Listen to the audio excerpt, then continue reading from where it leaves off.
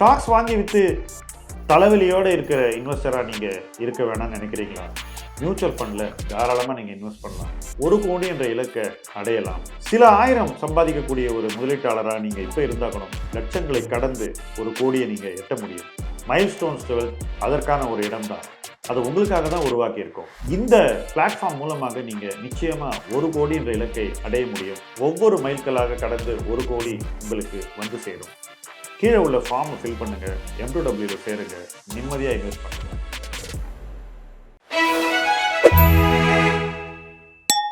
செய்யற வேலையை விட்டுட்டு ஃபுல் டைம் மார்க்கெட்டுக்கு வந்துடலாமா? இதுதான் இன்னைக்கு முதலீட்டு களம் தலைப்பு. பல பேருக்கு இந்த கேள்வி ரொம்ப அதிகமா இருக்கு. ஏன் இந்த கேள்வி உங்களுக்கு வருது அப்படின்னு நான் கேட்கும்போது, சார் ஜாப்ல ஒரே டென்ஷன், டார்ச்சர், ஸ்ட்ரெஸ் அப்படிங்கிறாங்க.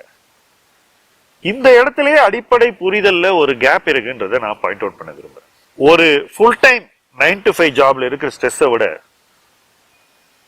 24/7 ஸ்டாக் மார்க்கெட் ஜாப்ங்கிறது ரொம்ப அதிகமான ஸ்ட்ரெஸ்ஸுங்கிறத பல பேர் புரிஞ்சுக்கிறது இல்லை. ஏன் இப்படி நினைக்கிறாங்க அப்படின்னு பார்க்கும்போது, மார்க்கெட்ல பணம் பண்றது ஈஸி அப்படின்னு அவங்க மைண்ட்ல ஆழமா பதிஞ்சிருக்கு. எதனால பதிஞ்சிருக்கு? சமீப ஆண்டுகள் அவங்களுக்கு அந்த இம்ப்ரெஷனை கொடுத்துருக்கு. நான் மார்க்கெட்டுக்கு வந்த போது நான் ஒரு இன்ஜினியரிங் கிராஜுவேட்டா தான் வந்தேன். எனக்கு அந்த கல்வியே இந்த தொழில வேலை செய்யணும்ன்ற காரணத்துக்காகத்தான் வழங்கப்பட்டது. அந்த கல்வியை வச்சுக்கிட்டு நான் அந்த இண்டஸ்ட்ரியில வேலை பண்ணணுங்கிறது தான் அண்டர்ஸ்டாண்டிங். ஆனாலும் எனக்கும் இன்னைக்கு இருக்கக்கூடிய யங்ஸ்டர்ஸ் மாதிரி நம்ம சொந்தமா ஏதாவது செஞ்சு காமிக்கணும் அப்படின்ற அந்த ஆர்வம் இருந்தது. இது இயல்பு தானே. இந்த இயல்பான ஆர்வம் தான் என்ன ஸ்டாக் மார்க்கெட் பக்கம் கொண்டு வந்தது. ஏன்னா அதுல நிறைய இன்ஃபர்மேஷன் ரிலேட்டட் ஆக்டிவிட்டி இருந்தது. இன்ஃபர்மேஷன் ரிலேட்டட் ஆக்டிவிட்டியை பர்சியூ பண்ணும்போது நம்மளால நிறைய புதிய விஷயங்களை தெரிஞ்சுக்க முடியுது. அதன் மூலமாக பணம் சம்பாதிக்க முடியுது. அப்படிங்கிற போது நமக்கு நிச்சயமா அது பிடிக்குது இல்லையா? இன்ஃபேக்ட் ரொம்ப பிடிக்கும். ஆனா என்ன மார்க்கெட்டுக்கு கொண்டு வந்தவர் கொடுத்த ஆலோசனையை நான் சமீபத்தில் ட்வீட் பண்ணியிருந்தேன். அந்த ட்வீட் இதோ. இந்த ட்வீட் பார்த்துட்டு நண்பர் என்ன கேட்டார்னாக்கா, சார் இதை பத்தி இன்னும் கொஞ்சம் எலாபரேட்டா பேசுங்க, ஏன்னா எல்லாருக்குமே அந்த ஃபீலிங் இருக்கு அப்படின்னு. அந்த ஒரு ரிக்வெஸ்ட்டுக்கு தான் இந்த வீடியோ நான் போட்டிருக்கேன். கிட்டத்தட்ட இதுவும் ஒரு வியூவர்ஸ் வீடியோ அப்படின்னு தான் சொல்லணும். ஆனா இந்த வியூவர்ஸ் வீடியோல என்னுடைய எக்ஸ்பீரியன்ஸும் நிறைய கலந்துருக்கு. ஏன்னா இன்னைக்கு கேட்கக்கூடிய வியூவர்ஸ் மாதிரி நானும் ஒரு நாள் இருந்தேங்கிறத நான் மறக்கல, இன்னைக்கு மறக்க மாட்டேன். இப்ப எனக்கு ஏன் இந்த அட்வைஸ் கொடுக்கப்பட்டது அப்படிங்கிறத திரும்பி திரும்பி நான் யோசிக்கிறேன். 33 வருஷம் கழிச்சு கூட அந்த அட்வைஸ் ஏன் கொடுக்கப்பட்டது? டே ஜாபை விடாதே, ஸ்டாக் மார்க்கெட்டுக்கு ஃபுல் டைம் போகாதே, இதான் அந்த அட்வைஸ். 2 வரியில சொல்லிட்டேன். ஏன் அந்த அட்வைஸ் கொடுக்கப்பட்டதுனாக்கா, அதை சொன்னவருடைய விஷ்டம் அந்த மாதிரி. அதுதான் எனக்கு இன்னைக்கும் நினைக்க வியப்பா வருது. ஒரு அட்வைஸ் நம்ம பெறும்போது அந்த அட்வைஸனுடைய விஷ்டம் இருக்கு பாருங்க, அது விலை மதிப்பு இல்லாதது. ரொம்ப சாதாரணமா சொல்லிட்டு போயிடுவாங்க. ஆனா நமக்கு அது நம்ம மைண்ட்ல மண்டைய உள்ளுக்குள்ளேருந்து டேர் பண்ணிக்கிட்டே இருக்கும். உள்ளுக்குள்ளேருந்து அது நம்மளை பாதர் பண்ணிக்கிட்டே இருக்கும். பல தருணங்கள்ல என்கிட்ட பல பேர் சொன்னாங்க, நீங்க full time stock market professional ஆயிடுங்க, மற்ற ஆக்டிவிட்டி எல்லாம் ஸ்டாப் பண்ணிடுங்க, வெறும் இன்வெஸ்டர் ஆயிருங்க, ட்ரேடிங் பண்ணுங்க, அதுலயே இவ்வளவு பண்ண முடியும். ஆனா அதை செய்யவே இல்லை. என்ன காரணம்னா அந்த அட்வைஸினுடைய வலிமை தான். ஏன் சொன்னார் அப்படின்னு பார்ப்போம். அந்த காலகட்டத்திலேருந்து இன்னை வரைக்கும் நான் பார்த்த ஒரு விஷயத்த சொல்றேன். நிறைய நேரத்தை ஸ்டாக் மார்க்கெட்டுக்கு ஒதுக்குறவங்க பொதுவா ஓவர் ட்ரேட் பண்ணுவாங்க. தேவையில்லாத ஆக்டிவிட்டியை இழுத்து போட்டுப்பாங்க. அந்த ஆக்டிவிட்டி மூலமா நஷ்டம் பண்ணுவாங்க, மார்க்கெட்டை விட்டு வெளியேறிடுவாங்க. அவர் லைவா எக்ஸாம்பிள் காமிக்கிட்டே வந்தார். பாரியா இவனை எவ்வளவு பண்றா பாரு, எவ்வளவு நாள் இருக்கான் பாருன்னு. 2 வருஷம் கழிச்சு எல்லாத்தையும் காலி பண்ணிட்டு போயிடுவான் வெளியே. அப்புறம் புதுசா வருவான். இவர் சொன்னதை நான் கண்கூடா பார்த்துக்கிட்டே இருக்கேன். என் நண்பர்களுக்கு இது நடந்தது. என் கூடயே இருக்கிறவங்க ஒன்னா பைக்ல சுத்துறோம், ஒன்னா மார்க்கெட்டுக்கு போறோம், ஒன்னா புரோக்கர் கிட்ட போறோம், ஒன்னா ஸ்டாக்ஸை டிஸ்கஸ் பண்றோம், ராப்பகலா இதை பத்தியே பேசிக்கிட்டு இருக்கோம். ரொம்ப பேஷனட்டா இருக்கக்கூடிய நண்பர்களுக்கு இது நடந்தது. எத்தனையோ பேர் என்னுடைய முதலீட்டு பயணத்துல வந்திருக்காங்க, ஃபுல் டைம் அப்படின்னு ஆயிருக்காங்க, வெளியே போயிருக்காங்க.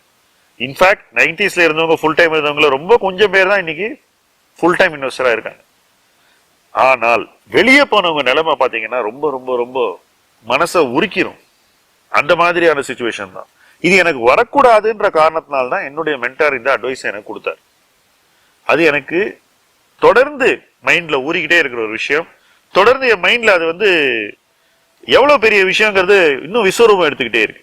ஒரு பாயிண்ட்ல எனக்கு மேனுஃபேக்சரிங் பண்றதுல ஆர்வம் குறைஞ்ச போது கூட, ஒரு பாயிண்ட்ல எனக்கு இந்த பிசினஸ் பண்ணாக்கா நம்ம வளர முடியாது அப்படின்ற ஒரு மைண்ட் செட் அல்லது என்னுடைய டெம்பரமெண்ட்டுக்கு இந்த பிசினஸ் இவ்வளவுதான் கொடுக்கும், இதுக்கு மேல நான் வளர முடியாது. ஒரு பிளாட்டோ ரீச் பண்ண பிறகு நான் என்ன நினைச்சேன்னா, என்ன செய்யலாம்னு யோசிக்கும் போது ஏதாவது ஒரு ஆர்கானிக் பிசினஸ் பண்ணலாம் அப்படின்னு நினைச்சேன். ஆர்கானிக் ப்ராடக்ட்ஸ் ஃபார்மிங்ல இருந்து ஏதாவது ஒன்று பண்ணலாம். பட் அந்த காலகட்டம் வந்து ரொம்ப அதுக்கு ஏர்லியான ஒரு ஃபேஸ், ரொம்ப ரொம்ப ரொம்ப இனிஷியல் ஸ்டேஜஸ். அது இன்னைக்கும் இனிஷியல் ஸ்டேஜஸ் தான். இன்ஃபேக்ட் அதுல நிறைய பணம் எல்லாம் கூட செலவு பண்ணி ப்ரிலிமினரி ஒர்க் எல்லாம் கூட பண்ணிட்டேன். அப்புறம் I just called it of. ஏன்னா அதை பண்ண முடியாது, என்னால் அதை பண்ண முடியாதுன்னு எனக்கு தோணி போச்சு. அப்ப என்ன செய்யலாம் அப்படின்னு யோசிக்கும் போது, நமக்கு இவ்வளவு அனுபவம் இருக்கு, மற்ற இன்வெஸ்டர்ஸ்க்காக வேலை பண்ணலாம். அதான் நம்ம டே ஜாப். நமக்காக வேலை செய்யறதுக்கு நமக்கு முழு நேரம் தேவையில்லை. 10% டைம் இருந்தா போறோம், இல்லை 20% டைம் இருந்தா போறோம். மற்ற நேரம் மற்றவங்களுக்காக வேலை செய்யலாம் அப்படின்ற ஐடியா வந்தது. அதே போல ஃபார்மிங்ல ஏதாவது கிரியேட் பண்ணலான்ற அந்த ஐடியாவும் என் மைண்ட்ல தொடர்ந்து இருந்துக்கிறாரு. ஆனா என்னைக்குமே ஃபுல் டைம் இன்வெஸ்டரா ஒரு ஸ்கிரீனை போட்டுட்டு அது எதிர உட்காரணுங்கிறது எனக்கு பிடிக்காத ஒரு விஷயம். எப்பெல்லாம் நான் அதை பண்ணியிருக்கணும், ஷார்ட் ஃபேஸஸ் 3 மாசம் 6 மாசம் நிறைய கேபிட்டல் லூஸ் பண்ணியிருக்கேன். தான் என்னோட எக்ஸ்பீரியன்ஸ். ப்ராப்ளி நான் பண்ண டைமும் தப்பா இருந்திருக்கலாம். ஸோ எனக்கு இந்த ட்ரேடிங் மூலமா கோடீஸ்வரன் ஆயிடலாம், லண்டன், துபாய், அமெரிக்கா அப்படின்னு எல்லா ஊர்லயும் கோபால் பல்பொடி மாதிரி போய் சொத்துக்கெல்லாம் வாங்கிடலான்ற கதையெல்லாம் சொல்லும் போது நடக்கும், ஆனா நிலைக்காது. அதான் நான் பார்த்த அனுபவம். சோ இந்த ஸ்பெகுலேட்டர்ஸ் எல்லாம் வந்து உச்சத்துக்கு போவாங்க, விழுந்த அன்னைக்கு இருக்கிற இடம் தெரியாம காணாம போயிடுவாங்க. இதான் நான் பார்த்த அனுபவம். அதனாலதான் இந்த ஃபுல் டைம் போறதுல எனக்கு வந்து நிறைய பிரச்சனைகள் இருக்கு. சோ யங் பீப்புள் இன்னைக்கு ஐடில இருக்கிறவங்க, அந்த வேலை சுமை அதிகமா இருக்கு அப்படின்னு சொல்லிட்டு அதை விட வேலை சுமை குறைவான துறை, ஈஸியான துறை ஸ்டாக் மார்க்கெட் நினைக்கிறது ஃபர்ஸ்ட் தப்பு. அந்த அடிப்படை தப்புல தான் இந்த எண்ணமே வருது. ரெண்டாவது, ஒரு ஸ்டெடி இன்கம் இருக்கும் போது அது நம்ம குடும்பம், நம்மளுடைய தேவைகள் எல்லாத்தையுமே நிறைவு செய்யுது. ஸ்டெடி இன்கம் இல்லாத வளர்ந்தவங்க பிசினஸ் பண்றவங்க தான், அதுல நானும் ஒருத்தன். ஸ்டெடி இன்கம் தான் பிசினஸ்ல இருந்து நீங்க இவ்வளவுதான் எடுக்க முடியும், சம்பளம் கம்பெனி கொடுக்குற மாதிரி நீங்க உங்களுக்கே கொடுத்துக்க முடியாது. அப்ப அந்த மாதிரி ஆட்கள் கூட டிவிடெண்ட்ல போய் செட்டில் ஆயிட்டு அதை ஒரு ஸ்டெடி இன்கமா சப்ளிமெண்ட் பண்ணா கூட இந்த பிசினஸ் பண்ணணும், பிசினஸ் நிறுத்தக்கூடாது. எனக்கு பிசினஸே வேணா, நான் போய் ஸ்டாக் மார்க்கெட்ல ஸ்பெகுலேட் பண்றேன் அப்படின்னு இன்னைக்கு இளைஞர்கள் மத்தியில நிறைய பிரச்சனைகள் உருவாயிட்டு வருது ஃபேமிலிஸ்குள்ள. அப்பா அம்மா வந்து ஒரு பிசினஸ் ரொம்ப வருஷம் உழைச்சி கஷ்டப்பட்டு டெவலப் பண்ணிருப்பாங்க. இவன் பாட்டுக்கு ஒரு MBA படிக்க வச்ச உடனே வந்துட்டு இதெல்லாம் ஒரு வேலையான்னு சொல்லுவான். இந்த வேலை தானே அவனை MBA படிக்க வச்சதுங்கிறதே மறந்து போயிடுவான். அப்படிப்பட்ட ஒரு ஆட்டிடியூட்ல நான் போய் வேற ஏதாவது பண்றேன், நான் கிரிப்டோல பண்றேன், ஸ்டாக் மார்க்கெட்ல ட்ரேட் பண்றேன், இந்த செமினார் அட்டென்ட் பண்றேன், இந்த வெபினாரை படிச்சுட்டு மாசம் வந்து இவ்வளவு லட்சம் பண்ணுவேன் அப்படின்லாம் பெரியவங்கள்ட்ட சேலஞ்ச் எல்லாம் விட வேண்டியது. இந்த உதார் பக்ரி வேலையெல்லாம் நிலைக்காது. இது எல்லாம் வந்து ஒரு புல் மார்க்கெட்டுக்கு நல்லா இருக்கும். ஆனா மார்க்கெட்டுங்கிறது ஒரு விதமான ஒரு பீஸ்ட். அது வந்து திருப்பி அடிக்கும் போது நம்ம எந்திரிக்கவே முடியாத மாதிரி அடிச்சிடும். சோ நம்மளுடைய ஆணவத்துக்கு எல்லாமே ஒரு எதிர்வினை உண்டு. Newton's third law applies in market, especially for investor arrogance. So every action will have a equal and opposite reaction. So அது மார்க்கெட் கிட்ட இருந்து வரும், எந்த பக்கத்துல இருந்து வரும் நமக்கு தெரியாது. சோ ஃபுல் டைம் ஜாப் அப்படிங்கிறது ஒருத்தனுக்கு செக்யூரிட்டி, அது பாட்டுக்கு இருக்கட்டும், அதுல வளர்ந்துகிட்டே இருங்க. அதே சமயத்துல ஒரு இன்வெஸ்டராகவும் நீங்க வளர முடியும். இது ரெண்டும் ஏதோ ஒண்ணுக்கு இன்னொன்னு அகைன்ஸ்ட் கிடையாது, சார்ந்து நடக்கக்கூடிய விஷயங்கள் தான். சோ இதுலயும் அச்சீவ் பண்ணுங்க, அதுலயும் அச்சீவ் பண்ணுங்க. இதுல உங்களுக்கு 70% அந்த டைம் தேவைப்படுதுன்னா ஃபுல் டைம் ஜாப்ல 30% டைம் உங்களுடைய ஒகேஷனுக்கு கொடுங்க. ஒருவேளை நீங்க ரொம்ப பணம் சம்பாதிச்சிட்டீங்க, இதுக்கு மேல நீங்க வேலைக்கு போக வேண்டிய அவசியம் இல்லைன்ற ஒரு இடத்துக்கு நீங்க வந்துட்டீங்கன்னா கூட உங்க 70% டைமுக்கு ஏதாவது ஒரு வேலையை நீங்க செஞ்சுதான் ஆகணும். அதை தான் நான் செஞ்சிருக்கேன் லைஃப்ல, அதை தான் நான் லைஃப் ஃபுல்லா செய்வேன். சோ இந்த ஃபைனான்சியல் இண்டிபெண்டன்ஸ் ரிட்டையர் ஏர்லிங்கிற கான்செப்ட்ல எனக்கு அவ்வளவு உடன்பாடு இல்லை. வச்சுக்கிறவங்க அதை வச்சுக்கலாம். ஏன்னா உன் டைம் எப்படி ஸ்பெண்ட் பண்ண போறேங்கிறதா நீ லைஃப்ல சர்வே ஆக போறியா இல்லையாங்கிறதுக்கான ஃபார்முலா, அதுதான் வந்து ரெசிபி. என்ன பிரச்சனை வருதுன்னா, நிறைய டைம் இருக்கும்போது அந்த டைம் தப்பா யூஸ் ஆயிடும், தவறுகள் செய்ய ஆரம்பிச்சிடும். அதனாலதான் இந்த 20-30% டைமுக்கு மேல நீங்க ஒரு நாள்ல ஸ்டாக் மார்க்கெட்டுக்கு செலவு பண்ணக்கூடாது, உங்க போர்ட்ஃபோலியோக்கு செலவு பண்ணக்கூடாதுன்னு நான் நினைக்கிறேன். நிறைய பேர் இத விரும்புறது இல்லை, ஏன்னா அவங்க வந்து அவ்வளவு இந்த துறையை நேசிக்கிறாங்களாம், எல்லா நேரமும் இதை பத்தியே திங்க் பண்ணுவாங்களாம், மத்த எதுவுமே ஒர்த் இல்ல, சம்பாதிக்கிற பணத்தெல்லாம் இதுல போட்டுருவோம், வாழவே மாட்டான், இப்படி எல்லாம் பேசுறவங்களா இருக்காங்க, நிறைய பேரை நான் பாக்குறேன்.